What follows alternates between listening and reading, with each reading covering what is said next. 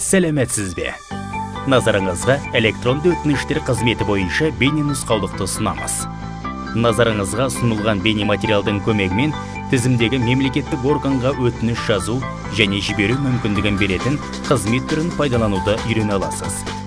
Сонымен қатар, сіз өтініштің жеткізілу кепілдігіне ие боласыз.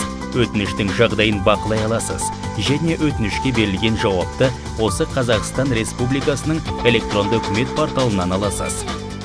Қызметті пайдалану үшін ekov.kz порталының бас парақшасында жүйеге қосылу қажет. Тіркеу кезінде көрсеткен GSM мен құпия сөзіңізді енгізіп, жүйеге кіру белгісін басыңыз.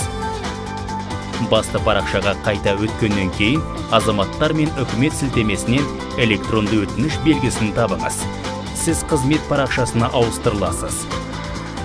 Сіздің өтінішіңізді қалыптастыру үшін онлайн қызметке тапсырыс белгісін басу керек. Сіз Қазақстан Республикасының мемлекеттік органдарына бұдан бұрын қалыптастырылған электронды өтініштердің тізімі көрсетілген қалыптастырылған өтініштер парақшасына түсесіз. Жаңа өтінішті қалыптастыру үшін құру түймесін басу қажет. Алдыңызда электронды өтініштерді қалыптастыру парақшасы ашылады. Карточкадағы жиектердің барлығын мұқият толтырыңыз. Қызыл жұлдызшамен белгіленген жиектерді толтыру міндетті екенін естен шығармаңыз.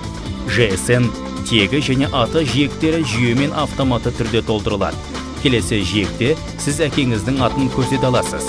Егер қаласаңыз, e-mail жиегінде электронды поштаңыздың мекен-жайын көрсетіңіз. Пошта мекен-жайы жиегінде өзіңіздің тұрғылықты мекен-жайыңызды көрсету қажет. Келесі жиекке өзіңіздің ұялы телефоныңыздың нөмірін енгізе аласыз. Қабылдаушы жиегінде берілген тізімнен электронды өтініш жіберілетін мемлекеттік органды таңдауыңыз қажет.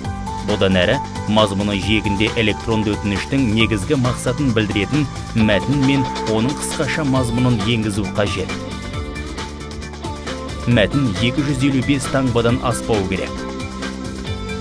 Файл жиектерінде шолу белгісінің көмегімен компьютерде немесе тасымалды сақтау құрылғысында сақталған өтінішіңізге қосқыңыз келетін электронды құжаттарды таңдай аласыз. Қосылған әр файлдың көлемі 10 мегабайттан аспауы қажет. Карточканың төменгі жағында халыққа қызмет көрсету орталығы қызметкерлерінің көмегі ұяшығы бар. Егер өтініш халыққа қызмет көрсету орталығы қызметкерінің көмегімен жіберілген болса, ұяшыққа қанат белгісі қойылады. Карточканы толтырып, электронды өтінішіңіздің дұрыс толтырылғанын тексергеннен кейін жіберу түймесін басыңыз. Енді электронды өтінішіңізге Қазақстан Республикасы ұлттық куәландыру орталығының электронды сандық қолтаңбаңыздың көмегімен қол қою керек.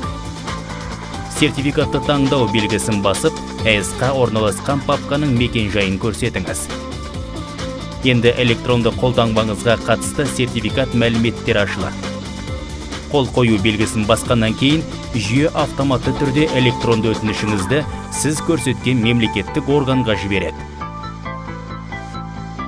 Өзіңіздің электронды өтінішіңіздің жағдайын электронды үкімет порталының жеке кабинетінен біле аласыз. Жеке кабинетке өтініштің жеткізілгендігі туралы хабарлама, тіркеу күні мен мемлекеттік органда берілген тіркеу нөмірі көрсетілген мәліметтер. Сонымен қатар, жеке кабинетке құзыреттеріне сәйкес өтінішті басқа субъектілер мен лауазымды тұлғаларға жіберу туралы ақпарат келеді. Өтінішті тіркеуден бас тартылған жағдайда, оның себептері көрсетілген хабарлама жіберіледі. Назарыңызға рахмет. Электронды үкімет порталының қызметтерін пайдаланасыз деген үміттеміз. Портал жұмысына қатысты кез келген сұрақтар бойынша бізбен әлеуметтік желілер арқылы байланысқа шыға аласыз.